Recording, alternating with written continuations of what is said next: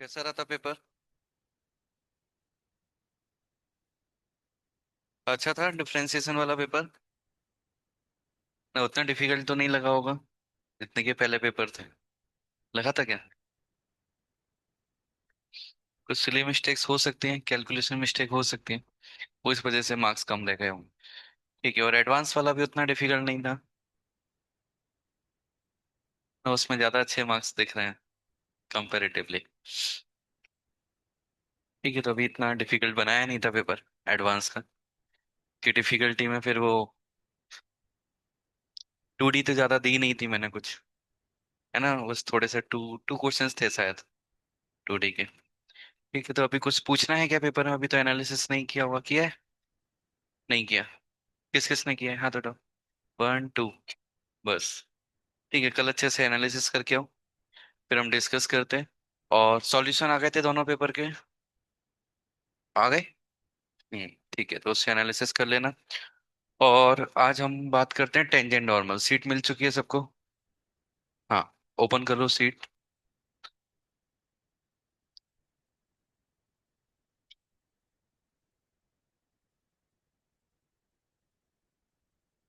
ये tangent normal को हमें बहुत अच्छे से प्रैक्टिस करके पढ़ना है कि इसका क्वेश्चन हमें एग्जाम में मिलेगा और डेफिनेटली हमसे बनना चाहिए।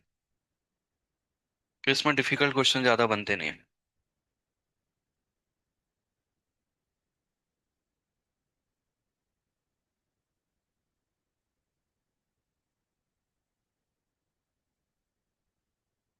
हम्म।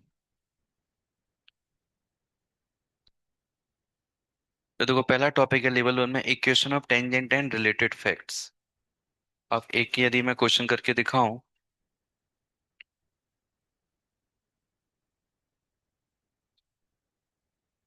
अच्छा, एक चीज मैंने शायद नहीं बताई होगी, पहले उसके बारे में बात कर लेते हैं।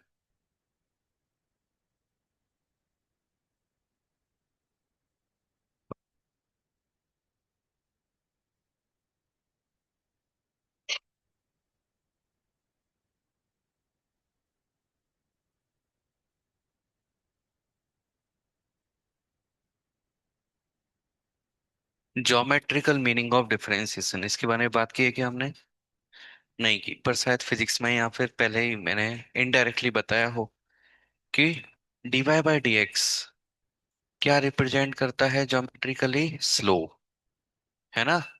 क्या रिप्रेजेंट करता है? स्लो।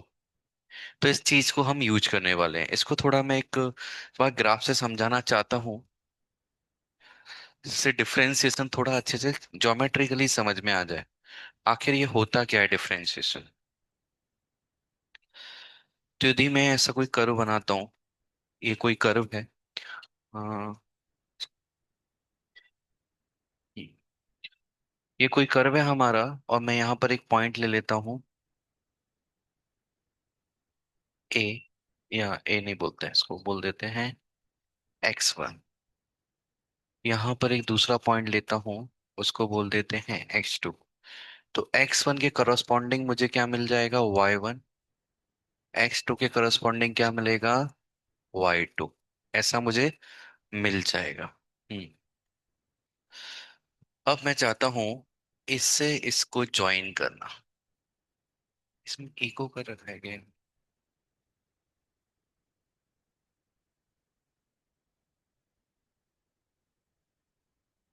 ऊपर से सेटिंग करनी पड़ेगी, ठीक है। हाँ, तो ये जो पॉइंट है, इस पॉइंट को मैंने नाम दे दिया ए, इसको नाम दे दिया बी। इसमें चलो,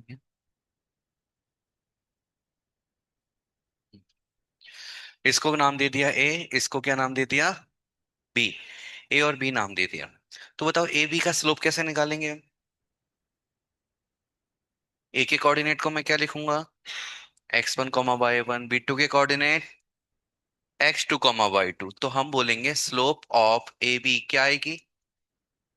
y2 - y1 upon x2 - x1। ये इस लाइन सेगमेंट की स्लोप हो जाएगी। ठीक है, डिफरेंशिएशन में हम क्या लिखते हैं? dy/dx। What is D? D क्या रिप्रेजेंट करता है?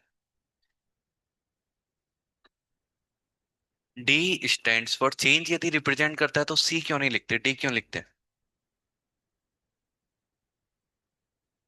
डी रिप्रेजेंट करता है डिफरेंस। कि डिफरेंशिएशन और डिफरेंस वर्ड सिमिलर लग रहे हैं कि नहीं, है ना, डिफरेंशिएशन और डिफरेंस। तो dy बाई डी एक्स क्यों लिखते हैं?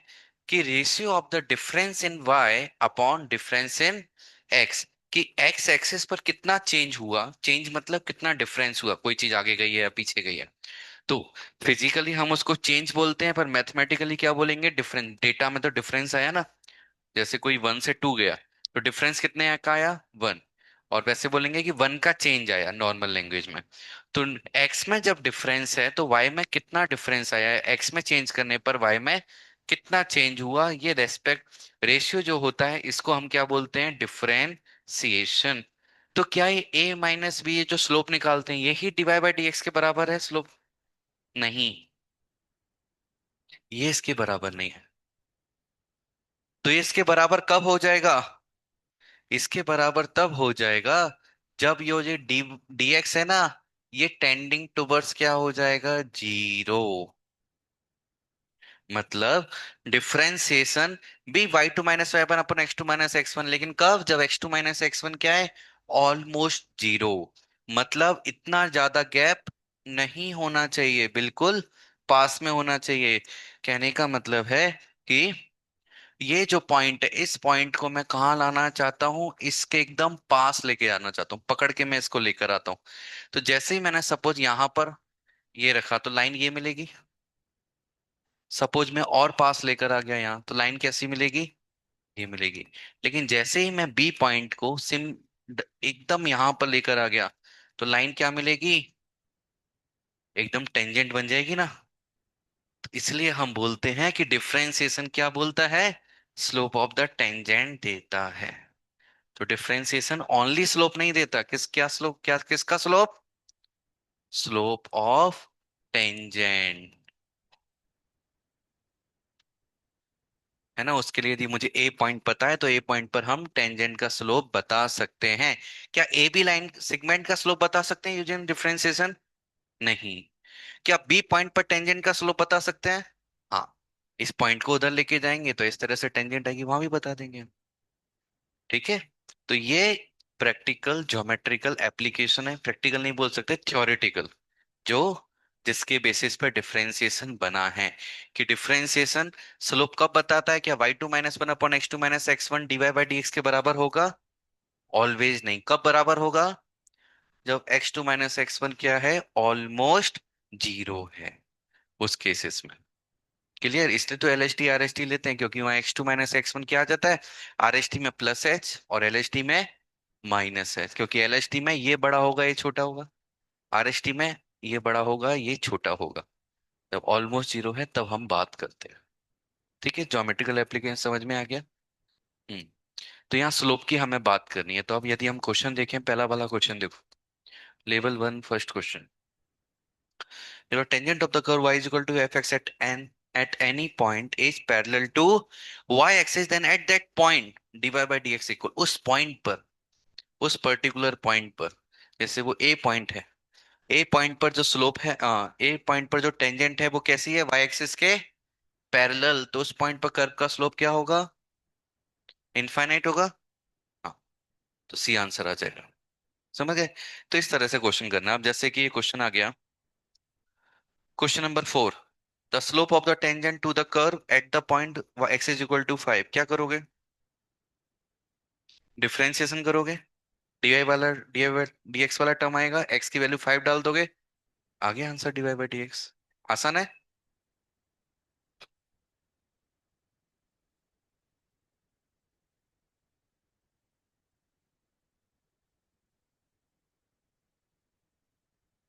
अब क्वेश्चन नंबर 8 जरा इसको सॉल्व करके बताओ, क्वेश्चन नंबर 8 को अभी। Question number 8, the equation of the tangent to the curve 1/√x plus 1/√y is equal to 2/√a।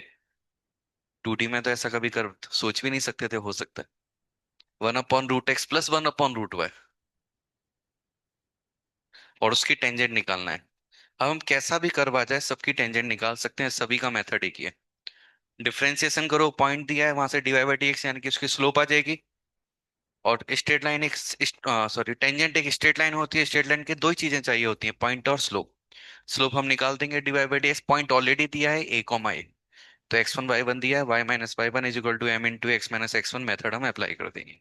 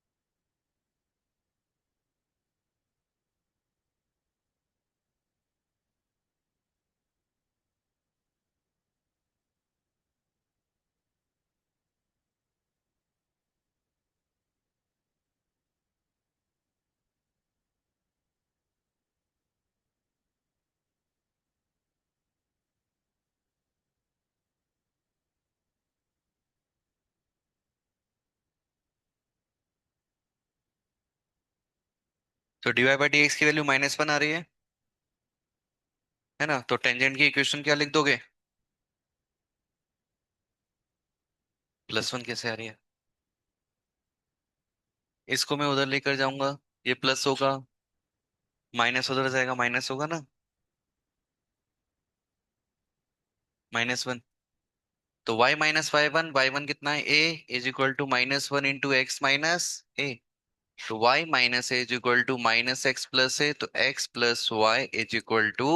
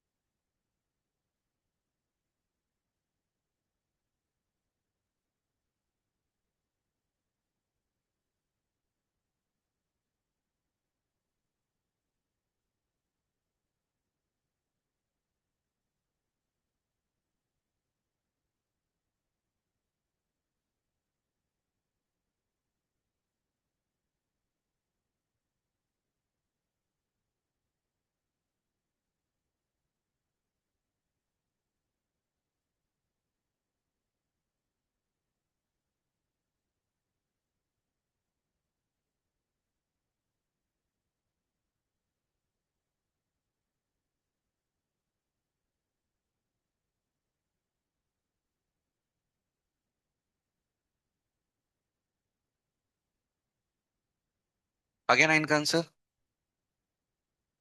इतनी जल्दी डाउट आ गया? बोलो।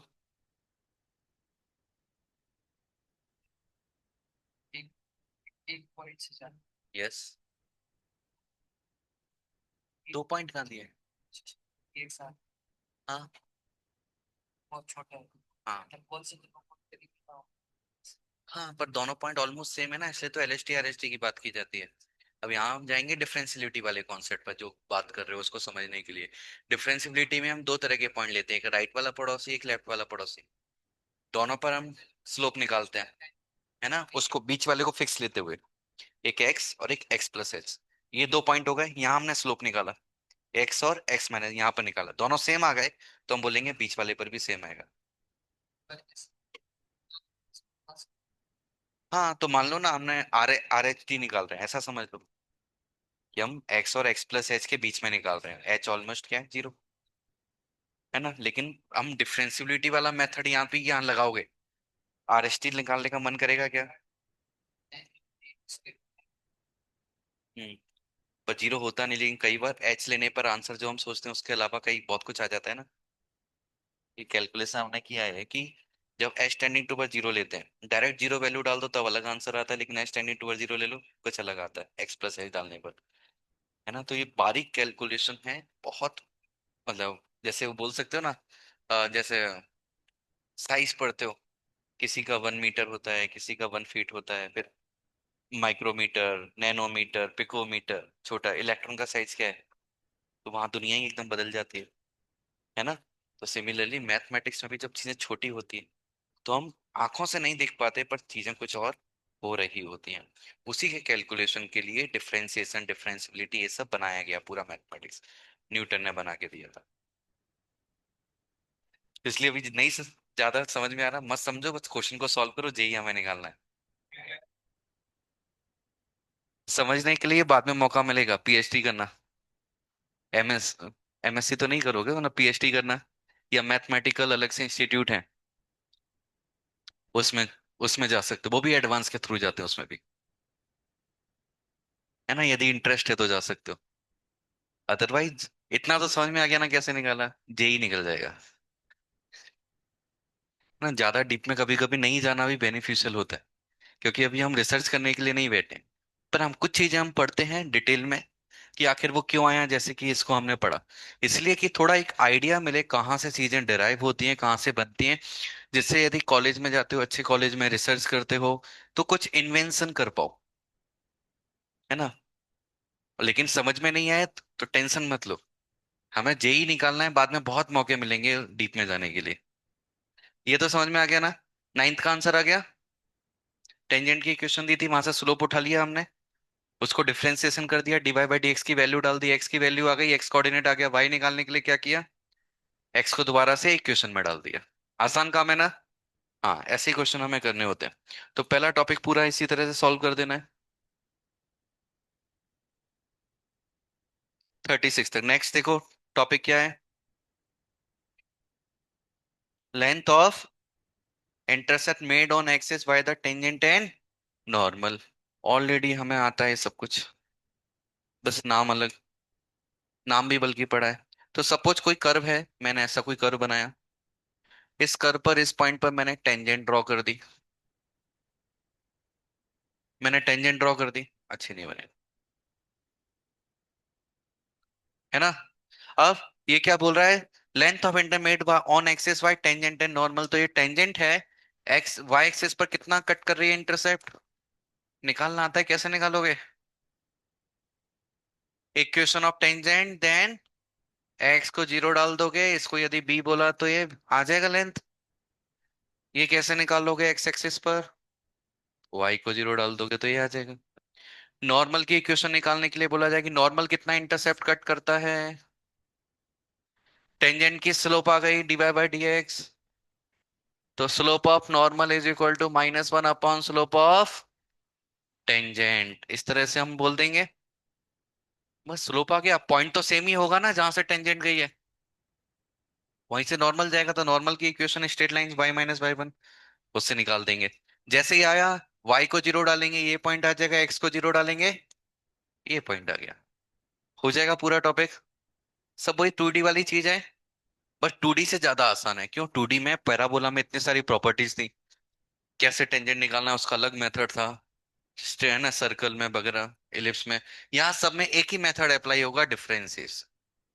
तो कभी उसका टेंजेंट नॉर्मल का क्वेश्चन है, पैराबोला इलिप्स का, ये मेथड लगा सकते हो। है ना, ये मेथड लगा के जल्दी क्वेश्चन हो जाएंगे। उस समय क्यों नहीं बताया? उस समय इसलिए नहीं बताया क्योंकि वो मेथड भी हमें पढ़ना जरूरी है। कई बार ऐसे क्वेश्चन आएंगे उसी मेथड से सॉल्व होंगे, क्योंकि टेंजेंट नॉर्मल की बात ही नहीं की जाएगी। ऐसे भी क्वेश्चन आते हैं। हाँ, तो ये सेकंड टॉपिक भी हो जाएगा, कहाँ तक है ये? 61 तक। ठीक है। नेक्स्ट टॉपिक क्या है? Angle of intersection of to curves. याद है? दो सर्कल के बीच में एंगल कैसे निकालते थे? है ना, वो फॉर्मूला जो पढ़ा था भूल जाओ।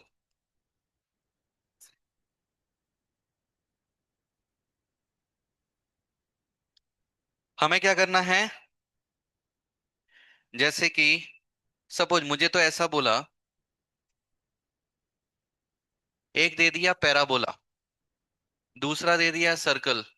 बताओ इनके बीच में, इस पॉइंट पर मुझे बताओ एंगल क्या बन रहा है। हमने दो सर्कल के बीच में बात की थी, लेकिन एक पैराबोला एक सर्कल आ गया, अब क्या करें?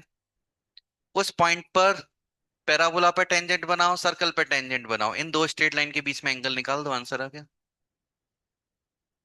टेंजेंट निकालना आएगा, वो पॉइंट इंटरसेक्शन निकाल देंगे हम, सब्स्टिट्यूशन मेथड से आता है इंटरसेक्शन पॉइंट निकालना। है ना, जैसे Y square is equal to 4ax दिया है, दूसरा है X square plus Y square is equal to R square something, है ना, 4 समथिंग दे दिया। तो वाई स्क्वायर की वैल्यू डाल दोगे, एक्स में क्वाड्रेटिक बन गया, सॉल्व करोगे एक्स की वैल्यू आ जाएंगे दो। तो इंटरसेक्शन पॉइंट आ गया हमारे पास। जैसे ये पॉइंट आया है, दोनों के लिए टेंजेंट को इससे पास होगी, तो हम D Y by D X से उस पॉइंट पर स्लोप निकाल देंगे, टेंजेंट की इक्वेशन आ गई। टू टेंजेंट्स के बीच में एंगल कैसे निकालेंगे? स्ट्रेट लाइन में पढ़ा था, tan theta is equal to modulus of m2 minus m1 upon 1 plus m1 m2। उस मेथड से हम दोनों कर्व के बीच में निकाल देंगे। ठीक है। कभी कभी क्वेश्चन क्या आएगा, थोड़ा डराने के लिए, एक साइन हो गया, एक पैराबोला हो गया, बताओ इंटरसेक्शन पॉइंट। अब ऐसा दिया हो जाएगा, ऐसे केस में क्या है, ऑब्जर्वेशन से देखोगे ये पॉइंट मिल जाएगा। ऑब्जर्वेशन से मतलब पैराबोला ऐसा हो सकता है कि वो पाई बाई टू से पास हो रहा होगा। है ना, पॉइंट पाई बाई टू डालोगे तो एक वन देगा, दूसरा भी वन देना चाहिए। ऐसा कुछ वो फॉर्म करेंगे। तो इस पॉइंट पर क्या करोगे, टेंजेंट और टेंजेंट बना के सीधे tan theta is equal to m2 minus m1 upon 1 plus m1 m2, इस मेथड से हो जाएगा। चलो ये क्वेश्चन सॉल्व कर ही लेते हैं। कौन सा वाला करेंगे इसमें?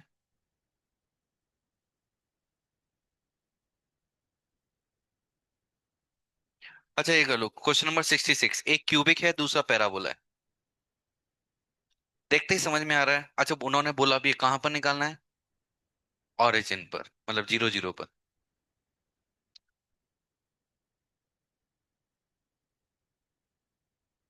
है ना, बस दोनों की स्लोप निकाल दो। इक्वेशन टेंजेंट की निकालने की जरूरत नहीं है, क्योंकि स्लोप से ही काम होने वाला है। दोनों टेंजेंट की स्लोप आ जाएंगी हमारे पास।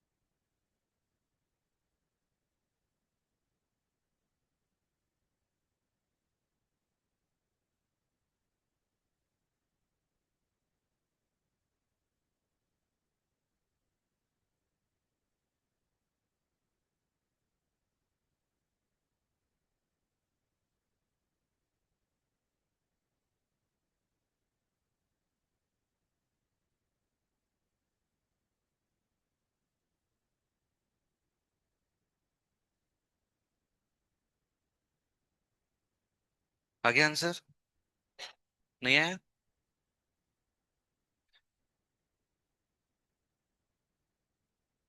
तो मैं भी करके दिखा देता हूँ।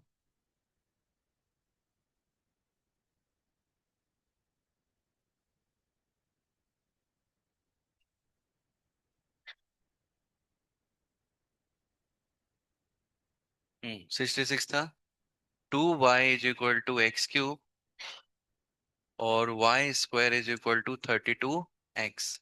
ओरिजिन में बात की dy बाई डी एक्स निकालेंगे तो यहाँ क्या आएगा, dy/y dx = 3y2 x²। यहाँ dy/dx, यहाँ 2y/dx = 32।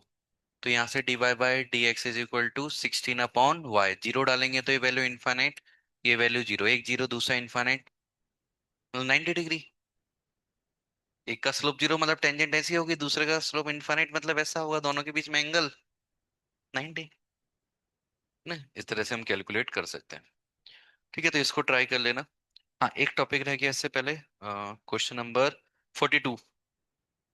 42 के ऊपर लिखा है equation of normal and related facts. Related facts को हटा दो, कोई फैक्ट नहीं है, केवल इक्वेशन ऑफ नॉर्मल की हमें बात करनी है। तो इक्वेशन ऑफ नॉर्मल निकाल लोगे। स्लोप का टेंजेंट आ गया -1/m, नॉर्मल का टेंजेंट आ जाएगा, उसी पॉइंट से पास होगा, y - y1 = m × x - x1। इसको सॉल्व कर देना। ओके, नेक्स्ट टॉपिक पे आ जाओ, क्वेश्चन नंबर 72। 72 पे ऊपर क्या टॉपिक लिखा है, लेंथ ऑफ टेंजेंट, नॉर्मल, सब टेंजेंट एंड सब नॉर्मल। जब भी ये टू वर्ड्स आ जाएं किसी भी क्वेश्चन में या ऑप्शन में, सब नॉर्मल एंड सब टेंजेंट, तो क्या करना है, इनको सॉल्व नहीं करना है। ये हमारे सिलेबस में नहीं, हट चुके हैं बहुत पहले। इंजीनियरिंग फर्स्ट ईयर में मैथमेटिक्स में ही आएगा, सब नॉर्मल सब टेंजेंट पढ़ोगे। ये किसी की बुक्स में दिखाए गए हैं, बुक्स में मिलेगा, संगेत लो अरिहंत लो, उनमें दिखाए गए हैं, लेकिन हमें नहीं पढ़ना है। टाइम वेस्ट नहीं करना, पिछले देखो 20 15 20 साल के उठा के पीवाई को एक भी क्वेश्चन नहीं मिलेगा। ये सिलेबस से हट चुके काफी पहले, 2010 में के समय हट चुके हैं ना, पर फिर भी दिया जाता है कि जस्ट नाम हम सुन लें कि हाँ नहीं पढ़ना है हमें, इसलिए। Next topic 88, point of inflection. इसके बारे में हम लास्ट में पढ़ेंगे। हमें अभी टेंजेंट नॉर्मल पढ़ रहे हैं, देन रेट मेजर पढ़ेंगे, then increasing decreasing max, then maximum minima. Maximum minima जब कंप्लीट हो जाएगा, मैक्सिमम मिनिमा जब हम पढ़ेंगे तभी पॉइंट ऑफ इन्फ्लेक्शन की बात करेंगे, है ना, क्योंकि उससे पहले मैक्सिमम मिनिमा की कॉन्सेप्ट जाना जरूरी है, तभी पॉइंट ऑफ इन्फ्लेक्शन समझ में आएगा। ऑल दो सिलेबस में नहीं है, पर फिर भी कभी कभी इनडायरेक्टली पूछ लिया जाता है, इसलिए हम इसकी बात करेंगे। नेक्स्ट है 89 पे रोलिस थ्योरम। ठीक है, तो रोलिस थ्योरम और उसके बाद है Lagrange's mean value theorem, question number 96 के बाद में ना। ये दोनों इंपॉर्टेंट थ्योरम है, जिसमें मैथमेटिशियन थे, उन्होंने हमें थोड़ा बेवकूफ बनाया। वो हम देखेंगे कैसे बेवकूफ बनाया, नॉर्मल चीज को ही खतरनाक लैंग्वेज में बता दिया, डिस्क्राइब कर दिया है, और इस पर क्वेश्चन भी आता है। तो इसके बारे में भी हम बाद में बात करेंगे, मतलब टेंजेंट नॉर्मल जैसे ही कंप्लीट होगा तो हम इसके बारे में बात करेंगे। ठीक है, तो अभी आप लोगों का काम क्या है, अभी रुक जाओ, इसके बाद एक टॉपिक और बचा है क्या, रेट मेजर।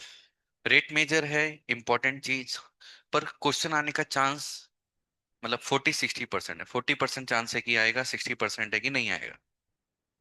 क्योंकि उतना डिफिकल्ट क्वेश्चन बनता नहीं है इस पर। आ जाए तो अच्छी बात है, हमसे क्वेश्चन बनना चाहिए, बन जाएगा। नहीं आता तो कहीं और हमें मैनेज करना पड़ेगा, तो इसको हम सॉल्व करना सीख लेंगे, बहुत इजी है रेट मेजर। पर सबसे इंपॉर्टेंट सबसे चीज क्या है, टेंजेंट एंड नॉर्मल अच्छे से करना है। तो आज का ये काम है, अभी से शुरू कर दो, इस सीट को सॉल्व करना, लेवल 1 कंप्लीट करना है, कहाँ से कहाँ तक, 1 से 71 तक। नहीं, लेंथ ऑफ टेंजेंट, नॉर्मल, सब टेंजेंट ये नहीं करना ना हमें, 71 तक करना है, angle of intersection of to curves, इस टॉपिक तक। तभी शुरू हो जाओ, छोटे छोटे क्वेश्चन है, जल्दी जल्दी सॉल्व हो जाएंगे।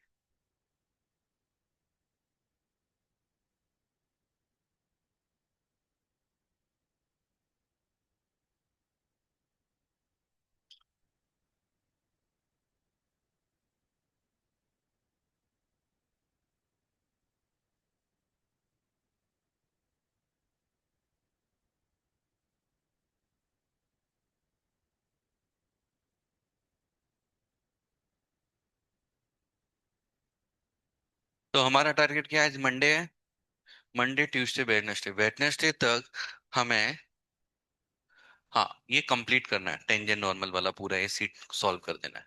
मतलब इसमें जो पार्ट बचेगा, रेट मेजर और रोलेस थ्योरम, ये हम फिर थर्सडे और फ्राइडे में हम कंप्लीट करेंगे। 2 डेज सफिशिएंट है उसके लिए। मतलब इस वीक में हमें ये पूरी सीट में 2 टॉपिक्स हैं मेन, रेट मेजर और टेंजेंट नॉर्मल, ये पूरा कंप्लीट करना है। नेक्स्ट वीक हमारा पूरा जाएगा इंक्रीजिंग डिक्रीजिंग पर। उसमें बहुत सारी वेराइटीज हैं। यहाँ पर इस चैप्टर में कोई वैरायटी नहीं है ज्यादा। देन उसका नेक्स्ट वीक जाएगा पूरा मैक्सिमा मिनिमा पर। ठीक है। तो थोड़ा स्पीड में इसको प्रैक्टिस करो। 3 डेज में हमें पूरी सीट, मतलब टेंजेंट नॉर्मल पूरा कंप्लीटली सॉल्व कर देना है।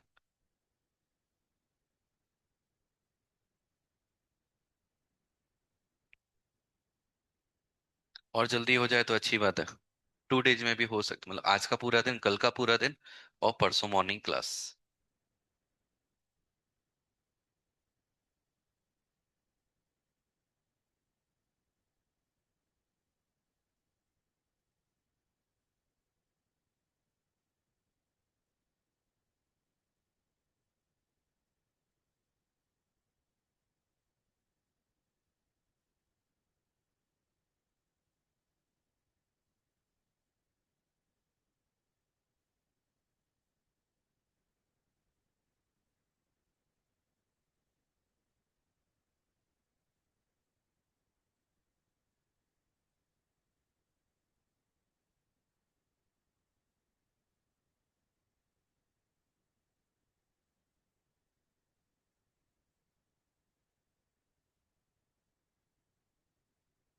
लग रहा है ना जल्दी हो सकते हैं?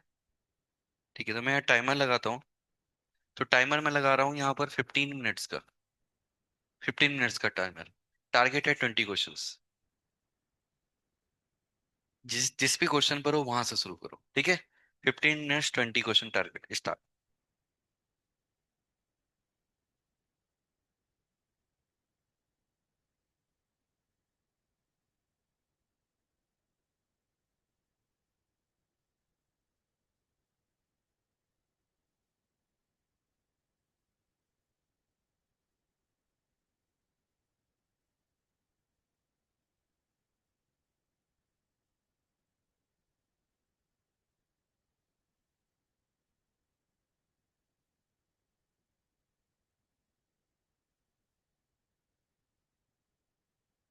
किसी क्वेश्चन में फंस जाओ, समझ लग रहा है कि ये समझ में नहीं आ रहा कैसे सॉल्व होगा, आगे बढ़ जाओ। 15 मिनट्स में 20 में जितने ज्यादा क्वेश्चन सॉल्व कर सकते हो करो। बीच में कोई स्किप करना पड़े स्किप कर दो, जरूरी नहीं सीक्वेंस में करना है।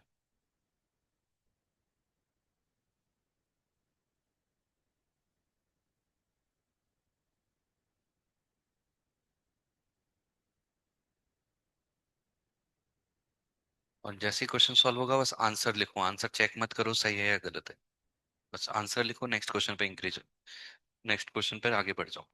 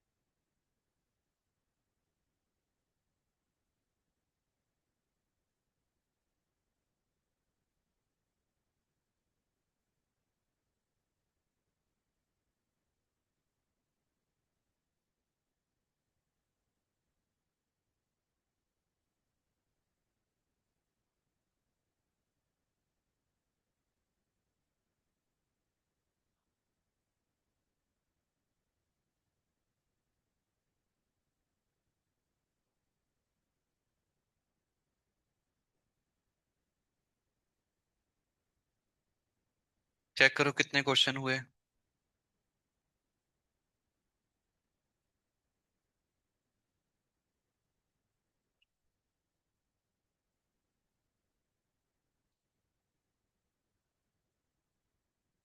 15 या 15 से ज्यादा हुए किसी के? 17? किस किस के 15 या 15 से ज्यादा हुए, हाथ उठाओ। सही गलत से मतलब नहीं है, अटेम्प्ट हो गए इतने। अटेम्प्ट हो गए ना? ठीक है, अब चेक करो कितने सही हैं।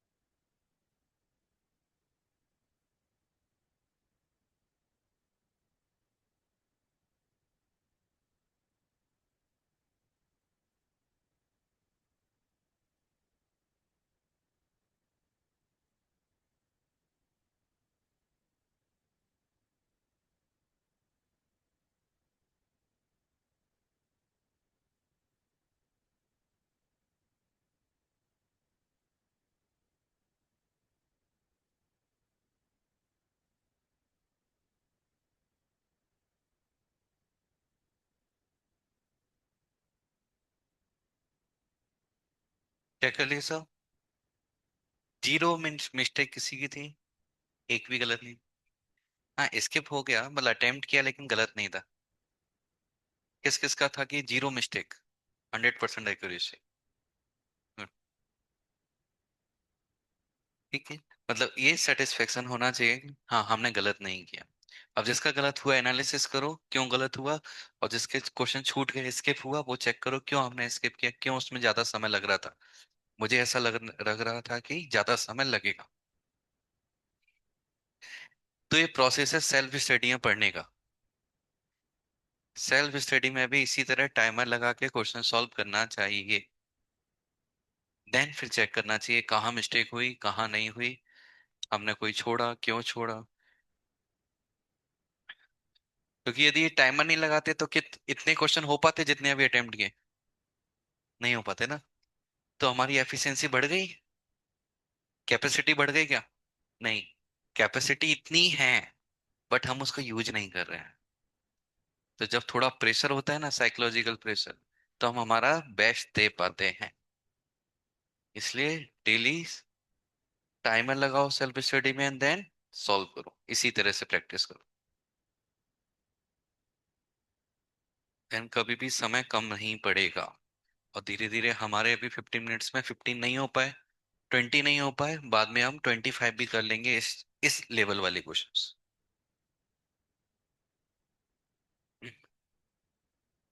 ओके, तो कोशिश करो लेवल 1 आज कंप्लीट करने के लिए। ऐसे टाइमर लगा के करोगे तो हो जाएगी, बिना टाइमर के करोगे तो डेफिनेटली नहीं होगी।